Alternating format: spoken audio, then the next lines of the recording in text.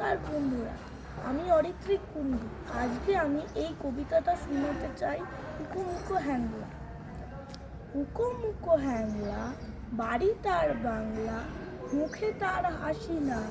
দেখেছ নাই তার মানে কি, কেউ তাহা জানে কি? কেউ কবু তার কাছে থেকেছ? শ্যামাদাস মামা তার, আফিনের থানাদার, আর তার কেউ নাই এছাড়া। তাই বুঝি একাশে মুখখানা ফ্যাকাশে বসে আছে কাদু কাদু বেচারা। থপ থপ পায়ে সে নাচতো যে আয়েসে, গাল ভরা ছিল তার ফুর্তি।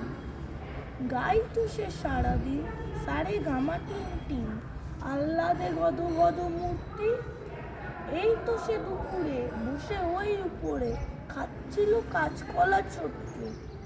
এর মাঝে হলো কি, মামা তার মলো কি, অত বাকি ঠ্যাং গেল মোটকে। মুখো মুখো হেগে কয়, আরে ধুর তা তো নয়, দেখছো না কিরকম চিন্তা। মাছি মারা ফোন দিয়ে যত ভাবি মন দিয়ে, ভেবে ভেবে কেটে যায় দিনটা। বসে যদি ডাইনে রেখে মোর আইনে, এই লাজে মাছি মারি ত্রস্ত্র। ম্যামে যদি বসে তাও নহি আমি পিছ পাও, এই লাজে আছে তার অস্ত্র। যদি দেখি কোনো পাজি বসে ঠিক মাঝামাঝি, কি যে করি ভেবে নাহি পাই রে।